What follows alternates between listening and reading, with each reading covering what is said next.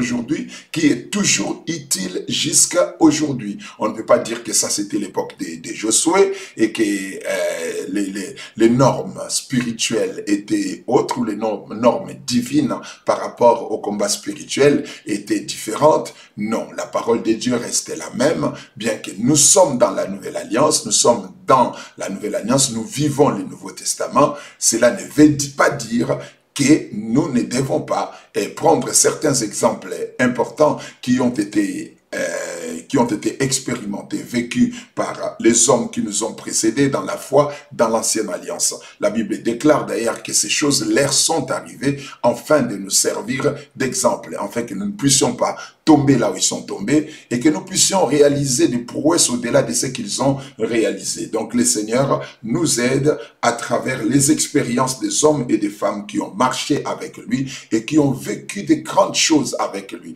Dieu nous aide à travers leurs expériences, à travers leur vie, pour nous permettre d'avoir une vie meilleure. Nous avons lu avec vous la fois passée dans le livre de Josué que je vais reprendre ce soir, Josué chapitre 3, nous avons vu quelque chose, une recommandation de la part de Josué aux enfants d'Israël avant la conquête de Canaan, avant d'entrer dans la terre promise. Josué a dit aux enfants d'Israël quelque chose de très important. Gloire au Seigneur. Nous lisons Josué chapitre 3 à partir du verset 1 pour une meilleure compréhension. Nous voulons voir cette histoire dans son contexte.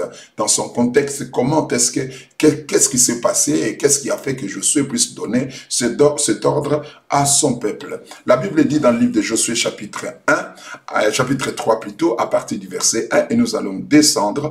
Il est écrit: Josué s'étant levé de beau matin, parti de Sittim avec tous les enfants d'Israël, ils arrivèrent au Jourdain. Le Jourdain, c'est la frontière entre la terre promise et le désert. La terre promise et le désert, il y avait une frontière naturelle qui était faite d'un fleuve. Le fleuve, bon, c'est une rivière ou un fleuve qui s'appelait les Jourdains, qui s'appelle jusqu'aujourd'hui les Jourdains. Et là, ils passèrent la nuit avant de les traverser.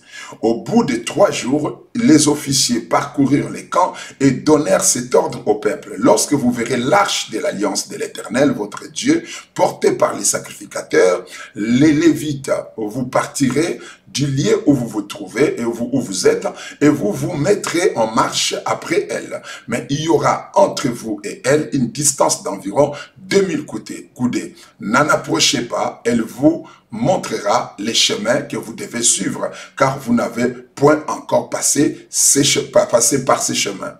Josué dit au peuple: sanctifiez-vous, car demain l'Éternel fera des prodiges au milieu de vous. Sanctifiez-vous, car demain l'Éternel fera des prodiges. Alléluia.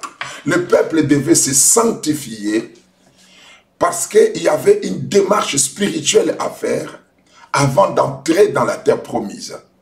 Premièrement, il fallait que le peuple de Dieu, avant d'entrer en possession de la terre promise, soit précédé par l'arche portée par 4 sacrificateurs. Les 4 sacrificateurs allaient porter l'arche pour traverser les Jourdains. Ça, c'est la première chose. La deuxième chose qui devait être faite, c'est que les enfants d'Israël devaient se sanctifier, parce que c'est l'arche qui devait le conduire, les diriger, les orienter, leur montrer les chemins, parce qu'ils n'avaient jamais passé par ces chemins. Ils n'avaient jamais passé par ces chemins, d'où ils avaient besoin d'être dirigés par l'arche de Dieu. Je vais dire à quelqu'un qui est en train de me suivre ce soir, il y a des choses qui sont devant toi, dont tu sais, tu es conscient que tu vas les posséder et que Dieu va te les donner, mais sauf que tu ne sais pas par quel moyen tu vas le posséder. Tu ne sais pas par quelle voie passer pour arriver à la possession de ces choses. Dans le domaine de la possession, de l'héritage, dans le domaine de l'acquisition des choses que le Seigneur nous a promis, ou l'acquisition de notre héritage, que ce soit spirituel ou matériel, nous ne connaissons que les buts à atteindre, les objectifs à atteindre, mais nous ne connaissons pas les chemins par lesquels nous devons passer pour arriver à posséder ces choses. D'où nous devons être dirigés par les divins, dirigés par les Saint-Esprit pour arriver là où le Seigneur veut que nous puissions arriver. Parce que le chemin devant toi est inconnu. Le chemin devant toi est inconnu. C'est pourquoi la démarche à faire pour aller vers la possession de son héritage, ça s'appelle la foi. Ça s'appelle la foi. Nous marchons par la foi. C'est vrai, nous sommes conduits par l'esprit, mais nous marchons derrière l'esprit par la foi. Parce que nous ne voyons pas le bout du tunnel. Nous ne voyons pas ce qui se passe devant. Nous ne savons pas où est-ce que nous allons mettre nos pieds. Mais le Saint-Esprit qui nous dirige, lui, il connaît les chemins. Alors pour marcher derrière le Saint-Esprit, il faut marcher par la foi. Parce que le Saint-Esprit va te dire de mettre les pieds là où tu ne connais pas, là où tu ne maîtrises rien du tout. Il va te dire de faire certaines choses qui ne relèvent pas de ton intelligence, qui ne cadrent pas avec le contenu de tout ce que tu connais, des acquis de ton intellect. C'est-à-dire ce que tu n'as jamais compris, des choses qui ne sont pas, qui ne font pas partie, comme je viens de le dire, des acquis de ton intellect. D'où le Saint-Esprit va te conduire dans deux voies comme ça, où tu te retrouves en train de faire des choses que tu n'as jamais fait avant. D'où si tu n'as pas la foi, tu n'auras pas aussi la force ni la volonté de t'engager dans un chemin ou de t'engager dans une démarche dont tu ne maîtrises aucun contour, dont tu ne connais pas les contours, tu ne maîtrises pas le contenu. Donc c'est pour cela que le Seigneur nous demande de marcher par la foi. Mais pour marcher par la foi derrière le Saint-Esprit, nous avons besoin de la sanctification, parce que l'Esprit qui nous conduit vers la possession de la terre promise, vers la possession de notre héritage, qui va nous conduire dans des guerres que nous allons mener contre les ennemis inconnus, les ennemis connus et inconnus, les ennemis qui sont apparemment plus puissants que nous, parce que les ennemis qui se trouvaient dans la terre de Canaan étaient des géants, des gens habitués à la guerre. Les enfants d'Israël n'étaient pas les habitués de la guerre, c'était un peuple berger qui a été libéré non par la guerre, mais par la puissance de Dieu. Ils ont marché avec le Seigneur et le Seigneur les a libérés. Et à chaque fois qu'ils étaient même dans des grandes batailles dans les déserts, il fallait qu'il y ait l'intervention divine. Alors ils avaient en face d'un peuple aguerri, un peuple vindicatif, un peuple qui a appris la guerre depuis son enfance. Alors ils devaient affronter un tel peuple, et eux-mêmes ils avaient déjà peur. Vous savez, la cause des 40 ans dans les déserts était due au fait que les enfants d'Israël avaient peur des habitants de Canaan, qu'ils considéraient comme étant des géants, et qu'eux ils paraissaient comme des sauterelles devant le peuple de Canaan. Alors ils devaient aller affronter ces peuples que leur père avait eu peur. Parce que la génération qui voulait entrer, oh my God, la génération qui allait entrer en possession de la terre promise, ce n'était pas la régénération de ceux qui étaient sortis de l'Égypte. C'était la génération des enfants qui sont nés dans les déserts. Leur père avait peur d'affronter les Cananéens, et Dieu va les envoyer affronter ces mêmes Cananéens qui avaient fait peur à leur père. Je suis en train de dire à quelqu'un ici que les choses qui ont fait peur à tes pères, Dieu va te conduire pour les conquérir. Les choses qui avaient fait reculer tes pères, Dieu va t'utiliser pour le conquérir. Les choses qui avaient fait reculer tes pères, Dieu fera que tu puisses les affronter. Alléluia. S'il y a des situations, il y a des circonstances, il y a des événements, il y a des choses qui avaient fait peur à tes pères, à tes parents, à ta mère, à ton père, à ta famille, des choses qui ont fait reculer ta famille, Dieu fera que toi tu puisses les affronter. Je suis en train de prophétiser sur quelqu'un qui est en train de me suivre ce soir. Dieu te met en face des défis que n'avaient pas pu relever tes pères. Oh my God, oh my God. Dieu te met en face des défis que n'avaient pas pu relever tes pères. Dieu te met en face de ces défis et il te dirige vers les choses qui avaient fait peur à tes pères. Oh my God. Oh my God. Si tu crois à ces choses, dites amen là où tu es. Dites un amen fort, dites un amen puissant, dites un amen grand, dites un amen exagéré, parce que le Seigneur veut t'utiliser maintenant. Le Seigneur veut t'utiliser à changer des choses qui n'ont pas pu être changées à l'époque de tes pères. Yes. Leurs pères sont morts dans les déserts à cause de la peur des Cananéens. Et là, Dieu est en train de le mettre en face du même peuple qui avait fait peur à leur père. Et je crois indubitablement que le Saint-Esprit est en train de travailler avec toi pour te mettre dans une dimension, te placer dans une dimension de compétences qui vont te permettre de posséder l'héritage de tes pères, ce que tes pères n'ont pas pu avoir. Alléluia. Mais pour en arriver là, il devait être conduit par l'arche de Dieu. Aujourd'hui, l'arche de Dieu n'est pas là sur le plan physique. L'arche de Dieu est spirituelle. Et l'arche de Dieu devait être portée par les 4 sacrificateurs. Tout ça, c'est symbolique. Je n'irai pas dans les détails. Plus un autre jour, je vous expliquerai la notion des 4 sacrificateurs porteurs de l'arche. Aujourd'hui, l'arche de Dieu, c'est le Saint-Esprit qui est là, qui transporte l'arche, parce que la parole est portée par l'Esprit. La parole est portée par l'Esprit. Les promesses que Dieu t'a faites sont portées par le Saint-Esprit. C'est le Saint-Esprit qui prend en charge les promesses que Dieu t'a faites. Et il te conduit dans les chemins que toi tu ne maîtrises pas. Il y a beaucoup de gens qui aujourd'hui veulent, avant de s'engager dans une bataille spirituelle, s'engager dans une démarche spirituelle, s'engager dans quelque chose que le Seigneur leur dit de faire, ils veulent maîtriser toutes les informations, maîtriser tout avant de s'engager. Les choses de Dieu fonctionnent par la foi. Et la foi est une ferme assurance des choses qu'on espère. Une démonstration de celles qu'on ne voit pas, en d'autres termes, une démonstration des choses dont on ne maîtrise pas la faisabilité. Les choses dont on ne maîtrise pas la possibilité et la faisabilité. Et ce sont ces choses-là dans lesquelles le Seigneur nous envoie en possession. Et pour réussir dans cette démarche, tu as besoin d'être dirigé par le Saint-Esprit. J'aimerais bien que tu puisses bien écrire ça ici dans le commentaire Saint-Esprit.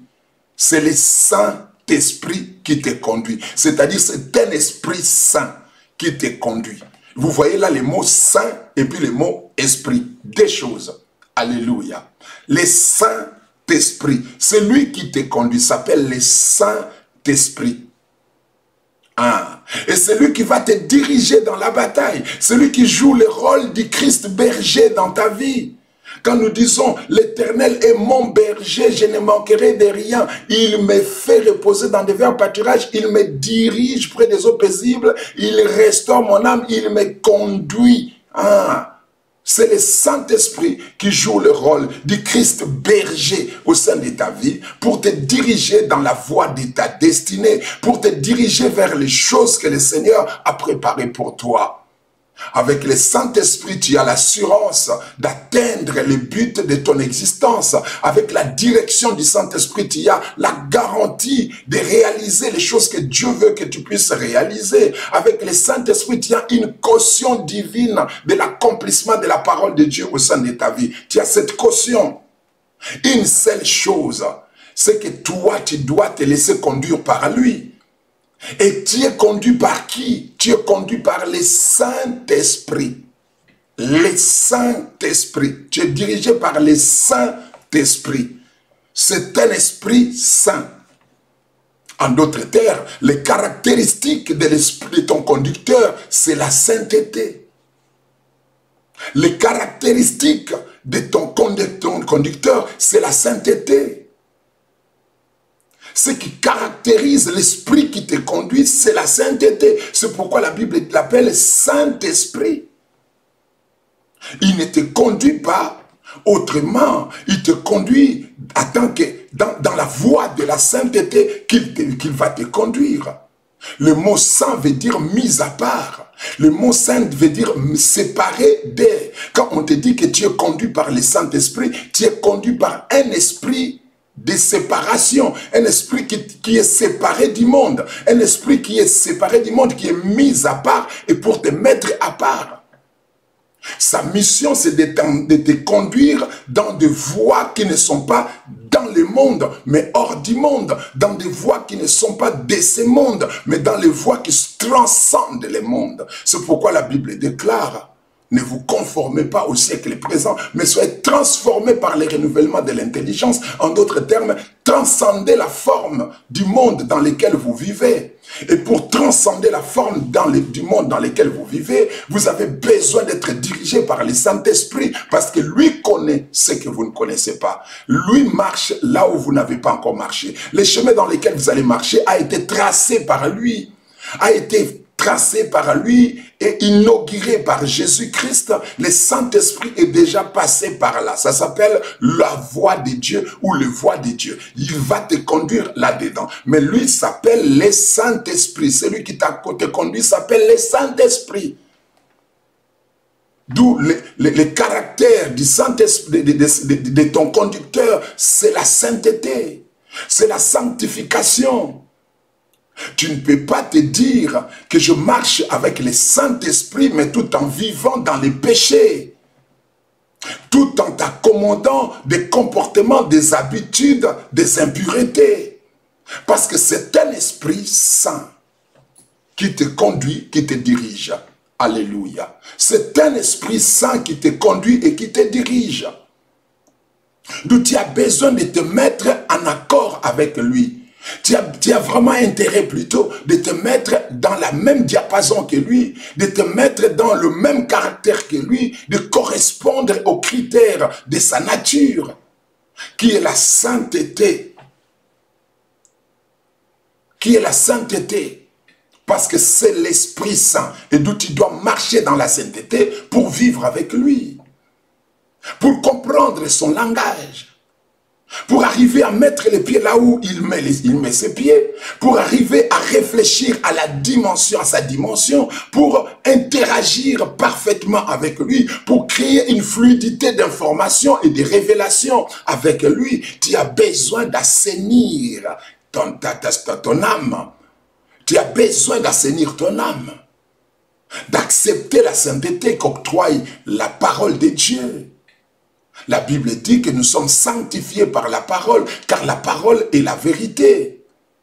Quand nous recevons la parole et nous décidons de marcher en conformité de la parole de Dieu, c'est en ce moment-là que nous nous sanctifions. Jésus a dit, vous êtes saints parce que je vous ai sanctifiés par la parole, car la parole est la vérité. Les gens qui militent contre et qui résistent à la parole de Dieu, qui s'opposent à la parole de Dieu, ne peuvent pas se sanctifier. Josué a dit aux enfants d'Israël, sanctifiez-vous, car demain l'Éternel fera des prodiges. Comment? Il va faire lever l'arche par les 4 sacrificateurs qui vont traverser les Jourdains. Et vous serez derrière l'arche à 2000 coudées. Vous n'allez pas vous approcher de l'arche, vous allez garder une distance de 2000 coudées. Et l'arche va faire fondre les Jourdains. Et vous allez traverser les Jourdains à sec. Et vous allez suivre Dieu, l'ordre, la direction divine derrière l'arche. Alléluia. Et vous devez savoir que l'arche était quelque chose de très sacré. L'arche était quelque chose de très sacré, dont marcher sur ses traces exigeait la sainteté, exigeait la pureté du cœur, exigeait la sanctification. Alléluia. Et je vais te dire, bien-aimé, la sanctification, comme je l'avais dit l'autre fois, est la clé. Et les critères exigés pour faire face aux forces des ténèbres. Pourquoi? Parce que le mot sanctification vient du mot hébreu kodesh, qui veut dire séparer des ou mettre à part pour. Tu es mis à part par la sanctification. Tu es séparé des. C'est ça le mot sanctification. C'est-à-dire, tu ne marches plus dans le méandre de l'environnement mondain dans lequel tu t'es trouvé avant. Tu es mis à part, tu es écarté, tu es à la marge du monde. Le Seigneur t'a délivré des ténèbres et il t'a transporté dans le royaume de son Fils bien-aimé. Il t'a séparé de la culture du péché dans laquelle tu t'es trouvé. Il t'a séparé de la culture mondaine dans laquelle tu vivais. Il t'a fait adopter dans son royaume de la sainteté. pour que tu puisses marcher en nouveauté de vie avec lui. Et cette nouveauté de vie, c'est ce que nous appelons marcher dans la sainteté. Et l'homme doit marcher comme ça pour combattre le royaume des ténèbres. C'est-à-dire, si tu n'es pas sanctifié, tu ne peux pas combattre le royaume des ténèbres, parce que le mot sanctification veut dire séparer de. Tu ne peux pas combattre les diables tout en étant toujours ensemble avec lui.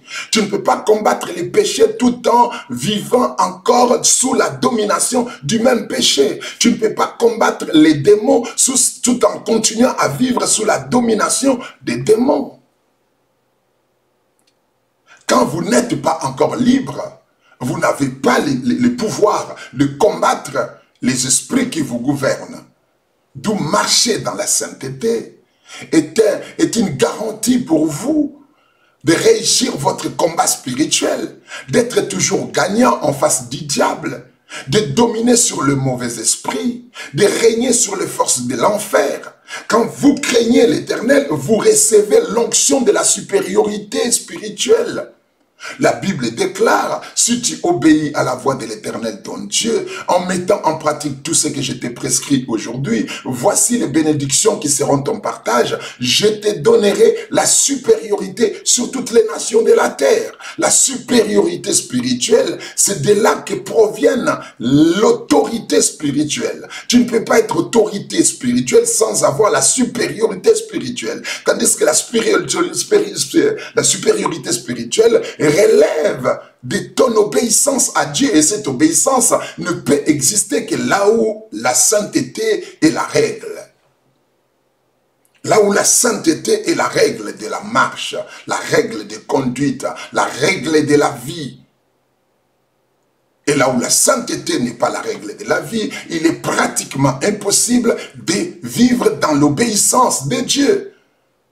Certaines personnes me disent, mais quelle différence entre obéissance et sainteté? Non, l'obéissance est le produit de la sainteté.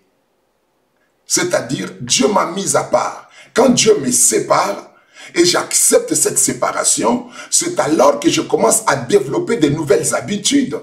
C'est alors que je commence à développer les habitudes du royaume. C'est alors que je commence à développer les caractères du royaume, à développer les aptitudes mentales du royaume. Et c'est dans le développement des aptitudes mentales du royaume que je vais obéir à Dieu, que je serai capable de me soumettre à Dieu. Accepter la sainteté, accepter que Dieu vous a sanctifié, accepter que Jésus-Christ vous a mis à part, accepter que vous n'êtes pas du monde, vous n'êtes pas du monde, vous n'êtes pas dans le monde, vous êtes hors du monde dans votre vie spirituelle et que le Seigneur vous a mis à part pour mener une vie d'obéissance. Il vous a sanctifié pour mener une vie d'obéissance. La sainteté vous donne le pouvoir d'obéir. Il y a des gens, moi je connais des gens qui se battent pour obéir à Dieu de leur propre façon, qui fournissent des efforts mentaux, des efforts moraux, des efforts intellectuels pour obéir à Dieu, mais qui n'y arrivent toujours pas. Comme on dit, quand on chasse le naturel, il revient au galop. Ils se retrouvent toujours dans les mêmes habitudes. Le problème, c'est qu'ils n'ont pas accepté la sanctification qu'accorde le sacrifice de Jésus-Christ à la croix. Il est écrit que c'est en vertu de cette volonté que nous sommes sanctifiés par l'offrande du corps de Jésus-Christ une fois pour toutes. Josué a dit aux enfants d'Israël, la terre est devant vous, vous avez des batailles à livrer, il y a des ennemis que vous devez combattre, le Seigneur est avec vous, mais vous de votre côté, sanctifiez-vous, car demain l'Éternel fera des prodiges. Comment? Il va faire lever l'arche sur les épaules des 4 sacrificateurs et vous serez derrière eux. Et c'est comme ça que vous allez posséder la terre promise. C'est comme ça que vous serez vainqueurs en face de vos adversaires, en face de vos ennemis. C'est comme ça que vous allez marcher de victoire en victoire dans la terre que le Seigneur vous a promis. Alléluia. La sainteté. Et pour que quelqu'un se sanctifie, il lui faut la foi. Nous nous sanctifions par la foi. La foi nous permet de nous sanctifier. Il est impossible que quelqu'un qui tergiverse encore avec ses croyances puisse avoir une vie de sainteté. Quelqu'un qui tergiverse encore, qui tâtonne encore, qui souffre encore d'une fébrilité mentale, d'une fébrilité dans ses croyances, puisse arriver à marcher dans la sanctification. La foi est cette possibilité que Dieu nous a donnée d'abord de nous justifier, d'être sanctifiés. Et la foi, sans la foi, il est impossible de lui être agréable. On ne peut pas dissocier la foi à la sanctification. Parce que c'est la foi qui t'ouvre les yeux, qui te permet de voir ce que les autres ne voient pas. Si ta sanctification ne relève que d'un discours puissant d'un pasteur, tu n'es pas encore sanctifié. La foi doit provenir du fait qu'on t'a parlé de Dieu et tu as vu Dieu. On t'a parlé de Dieu et tu as vu Dieu. C'est-à-dire voir Dieu, c'est-à-dire saisir la pensée de Dieu par la foi. Percevoir d'une manière surnaturelle Dieu dans ton esprit. La foi naît quand il y a une connexion perceptible, une connexion de perception avec Dieu, quand on arrive par sa croyance à percevoir Dieu par son cœur, à percevoir Dieu par son âme, à voir Dieu par son esprit. C'est alors qu'on peut dire qu'on a la foi. Dieu cesse d'être une personnalité invisible invisible de l'invisible. Oui, il est invisible par les voies sensorielles, par les sens humains, et par les sens humains plutôt. Il est invisible, mais il devient perceptible par des sens surnaturels. C'est-à-dire sur le plan extrasensoriel, tu peux vivre Dieu. Dieu cesse d'être une personne invisible pour ton esprit. Dieu devient une réalité pour votre esprit. Et quand Dieu devient une réalité pour votre esprit, c'est alors que vous avez la foi. Vous vous êtes construit une conviction qui vous permet de pouvoir marcher dans la foi. Je vous ai donné un texte de la Bible qui se trouve dans le livre d'Ésaïe chapitre 6 pour vous montrer comment est-ce qu'un prophète qui avait marché déjà avec Dieu durant plusieurs années, qui était serviteur de l'Éternel pendant plusieurs années, et il est arrivé à un certain moment de sa vie, Dieu lui a révélé sa personne. Et le prophète s'est vu pécheur. Alléluia. Écoutez-moi très bien. Pour comprendre ça, nous lisons d'abord Ésaïe chapitre 1, verset 1. La Bible déclare ceci. Prophétie d'Ésaïe, fils d'Amos, sur Juda et Jérusalem, au temps d'Osias, de Jotam, d'Akaz, d'Ézéchias, roi de Juda. Au temps. Alléluia. Au temps, c'est-à-dire pendant les règnes de Osias, pendant les règnes de Jotam, pendant les règnes d'Akaz, pendant les règnes d'Ézéchias, pendant la période des règnes de ces rois, Ésaïe était prophète de Dieu. Mais il y a un événement qui s'est déroulé dans sa vie, dans le même livre d'Ésaïe, chapitre 6. Maintenant, quelque chose s'est passé. La Bible dit, l'année de la mort du roi d'Osias, je vis le Seigneur assis sur un trône très élevé, et le pan de sa robe remplissait les temples. Des séraphins se tenaient au-dessus de lui. Ils avaient chacun 6 ailes, 2 dont ils se servaient, et se couvraient la face, 2 dont ils se couvraient les pieds, 2 dont ils se servaient pour voler. Ils criaient l'un à l'autre et disaient, Saint, Saint, Saint est l'Éternel des armées, toute la terre est remplie de sa gloire. Les portes furent ébranlées dans leurs fondements par la voix qui retentissait et la maison s'est remplie de fumée. Alors j'ai dit, malheur à moi, je suis perdu, car je suis un homme dont les lèvres sont impures. J'habite au milieu d'un peuple dont les lèvres sont impures, et mes yeux ont vu le roi. Mes yeux ont vu le roi. Mes yeux ont vu le roi. L'Éternel des armées. Mais les séraphins vola vers moi, l'un des séraphins vola vers moi, tenant à la main une pierre ardente qu'il avait prise sur l'autel avec des pincettes. Il en toucha ma bouche et dit, ceci a touché tes lèvres, ton iniquité est enlevée, ton péché est expié. Ésaïe était déjà prophète de Dieu, il servait l'Éternel du vivant du roi Osias. Du vivant du roi Osias, il était déjà prophète. Cet événement se passe à la fin du règne du roi Osias, c'est-à-dire le jour de la mort du roi Osias. Il était déjà prophète du temps du roi Osias. Et c'est à la mort du roi Osias qu'il va recevoir cette révélation.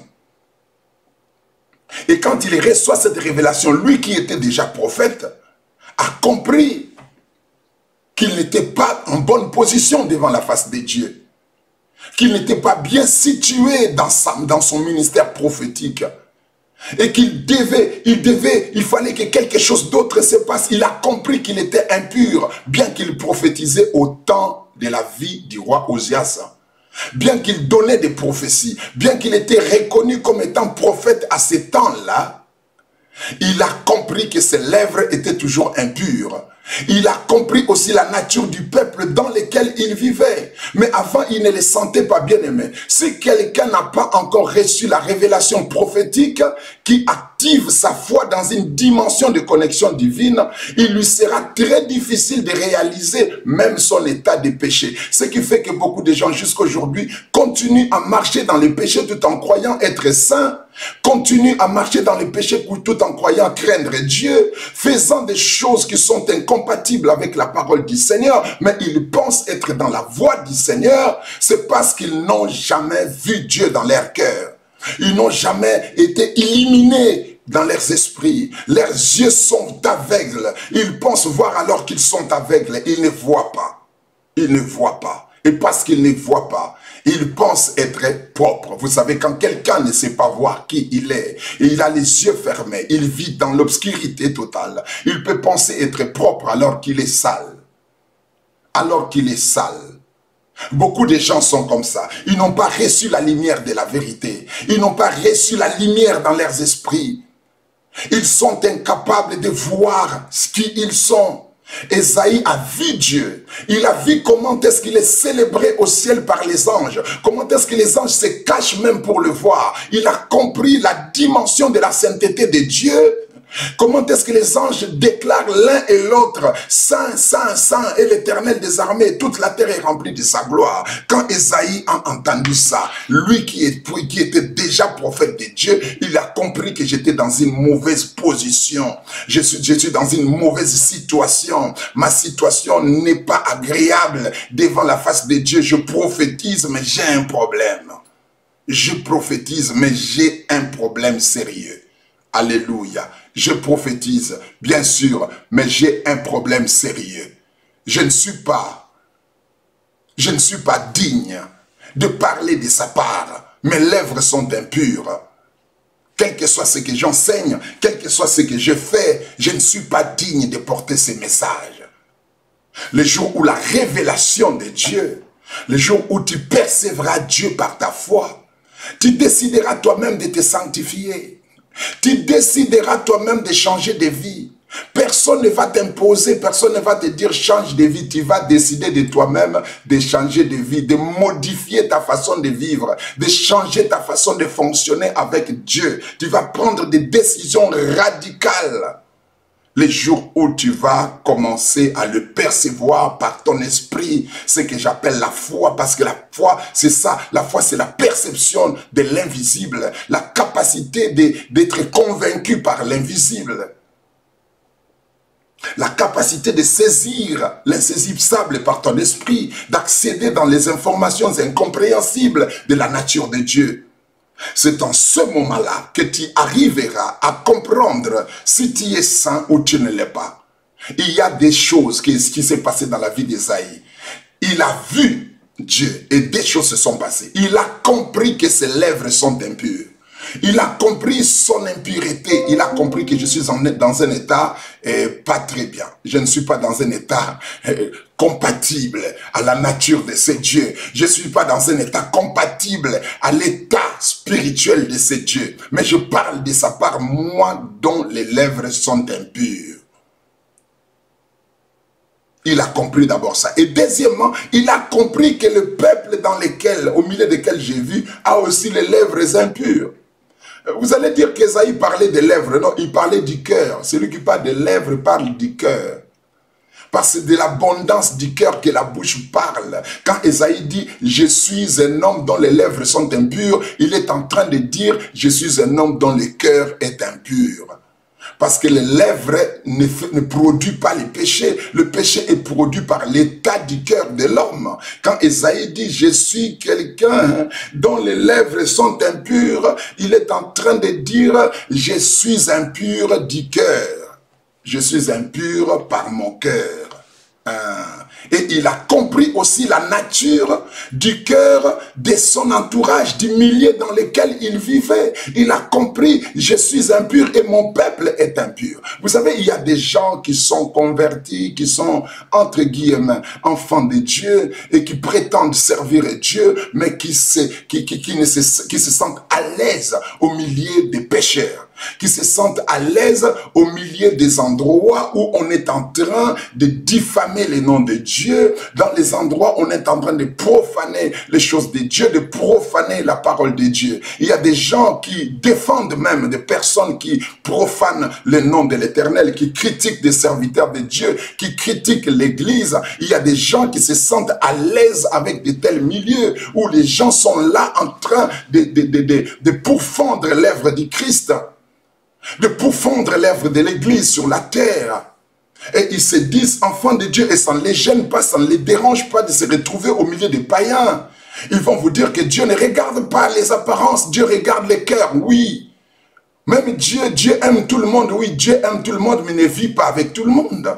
Dieu aime le monde entier, mais il ne vit pas avec tout le monde. Dieu n'est pas dans les cœurs de tout le monde. Dieu est dans les cœurs de ceux qui l'ont reçu, de ceux qui croient en lui, de ceux qui considèrent sa grandeur, qui considèrent son autorité, sa suprématie, qui l'acceptent comme étant le seul et l'unique créateur. C'est dans eux que Dieu vient habiter. Dieu aime le monde entier, mais il n'habite pas dans les cœurs du monde entier. Dieu ne communie pas avec tout le monde, bien qu'il aime tout le monde.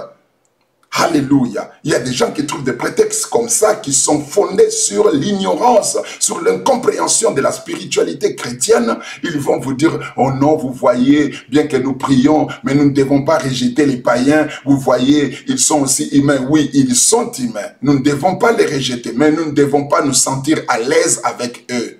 Nous devons être conscients de leur état de péché, de pécheurs.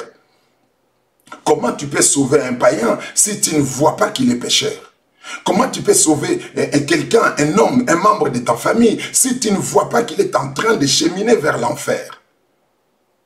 Alléluia. Si tu ne sais pas voir ça, si tu ne sais pas voir sa condition spirituelle déplorable, si tu ne sais pas voir sa condition spirituelle misérable, comment est-ce que tu vas les sauver? Si tu ne sais pas d'abord dans ton cœur analyser ce qu'ils font et tirer des conclusions, ce que font ces gens n'est pas bien. Ils sont en désaccord avec la parole de Dieu et que leur vie ne sont pas conformes à la parole du Seigneur.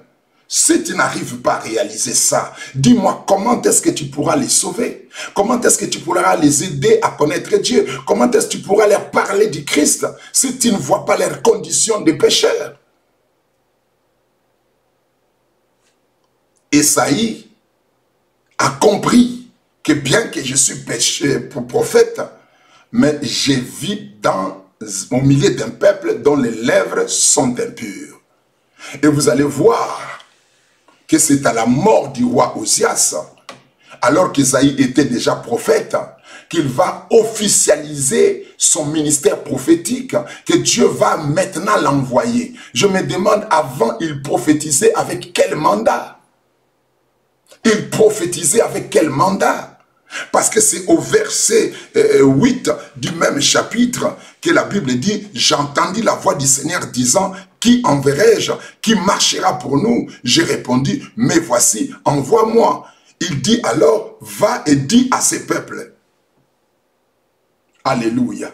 C'est-à-dire, il a reçu un mandat. Son ministère prophétique a été officialisé.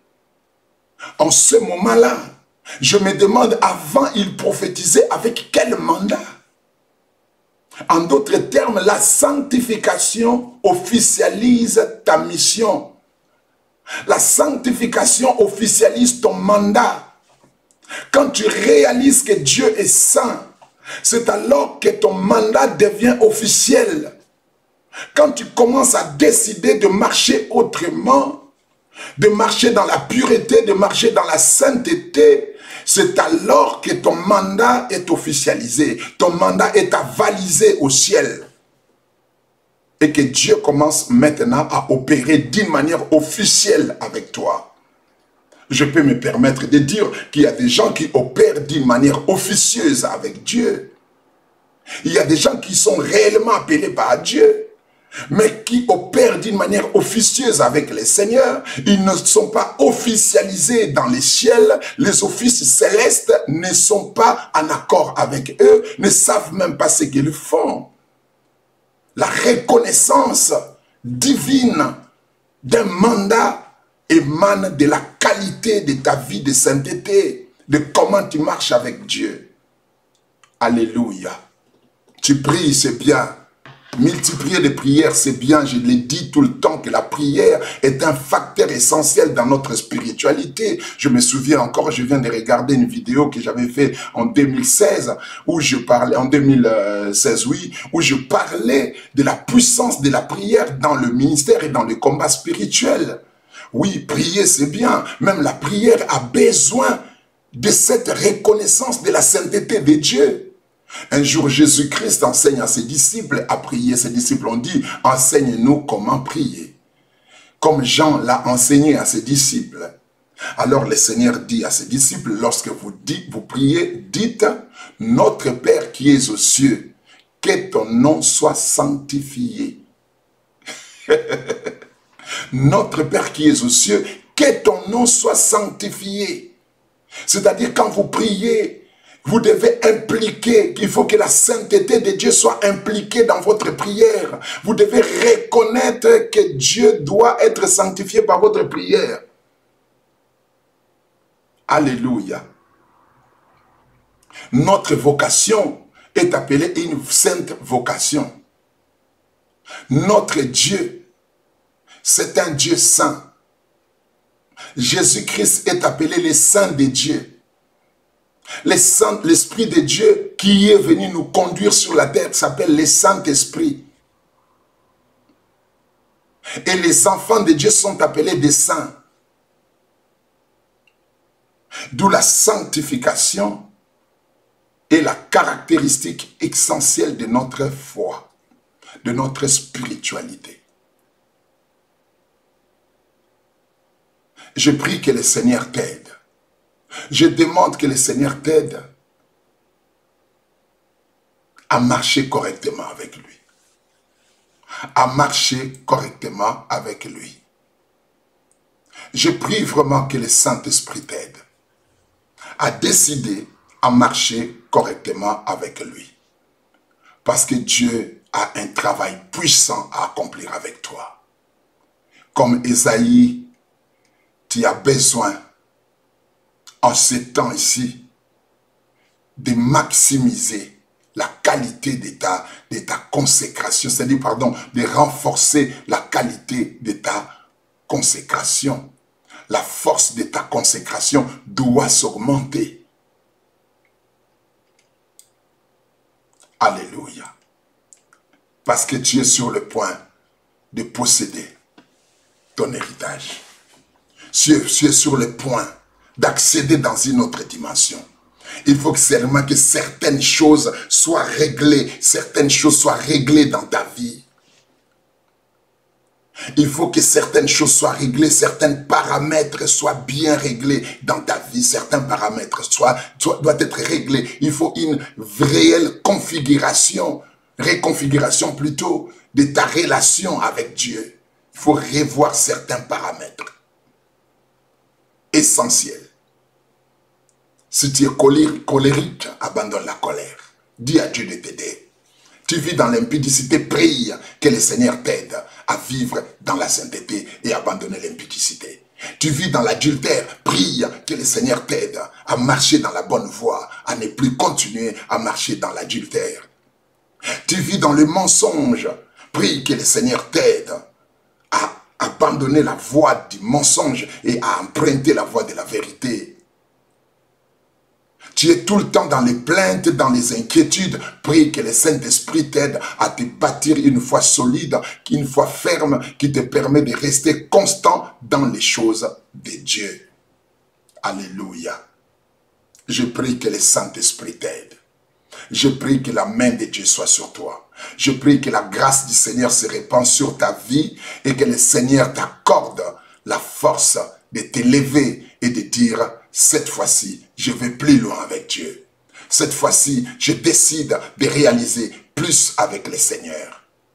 Dans mon caractère, dans ma façon de parler, dans ma façon de marcher, dans ma façon de penser. Nous sommes tous les jours ici en train de parler sur des pensées que nous devons gêner.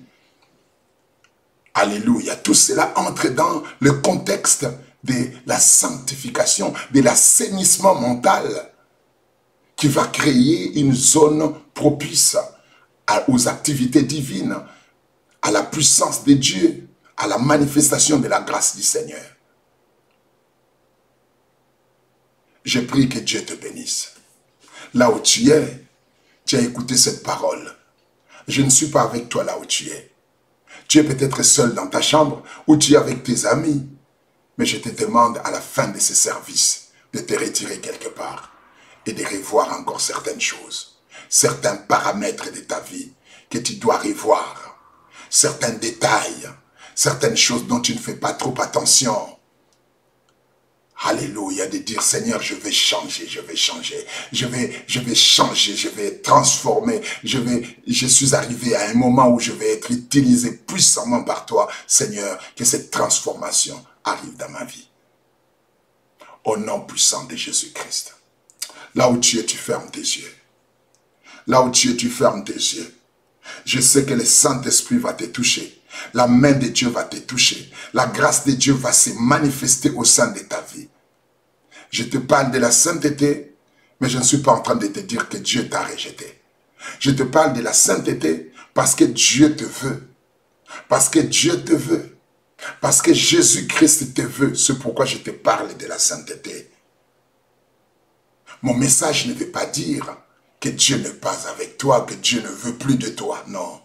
Mon message veut dire tout simplement que le Seigneur veut une vie meilleure avec toi, une marche agréable avec toi, une marche amicale avec toi, une marche fraternelle avec lui, qu'il soit ton frère et que tu sois son frère ou sa sœur et que tu marches avec lui comme un ami.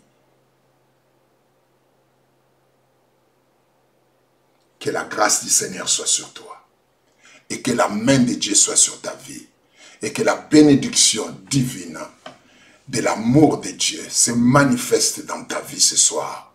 Si tu as péché, sache-le bien que la Bible déclare, si nous confessons nos péchés, il est juste et fidèle pour nous les pardonner.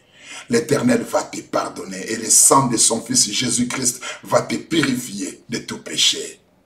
La Bible déclare que le méchant abandonne sa voie et l'homme unique ses pensées et qu'il retourne à l'Éternel qui ne se lasse de pardonner. La Bible déclare encore, oh yes, celui qui cache ses transgressions ne prospère point, mais celui qui les avoue et les délaisse obtient miséricorde. Si tu décides de changer, le Seigneur va te changer. Le Saint-Esprit va t'aider à changer, à être transformé, à vivre une vie différente, une vie merveilleuse avec le Seigneur. Au nom de Jésus-Christ, la grâce du Seigneur est sur toi. Tous ceux qui sont en train de me suivre ce soir et qui sont touchés par ces messages, je prie que la main de Dieu te touche. Que la main de Dieu te touche. Qu'une situation dans ta vie qui ne marchait pas commence à marcher. Que quelque chose dans ta vie qui ne fonctionnait pas mais qui était essentiel pour ta foi, ta vie commence à marcher maintenant au nom puissant de Jésus-Christ. Que la main de Dieu se manifeste dans ta vie, dans ton foyer, dans ta famille, dans la vie de tes enfants. Que la main de Dieu se manifeste par des guérisons, par des miracles, par des délivrances au nom puissant de Jésus-Christ de Nazareth.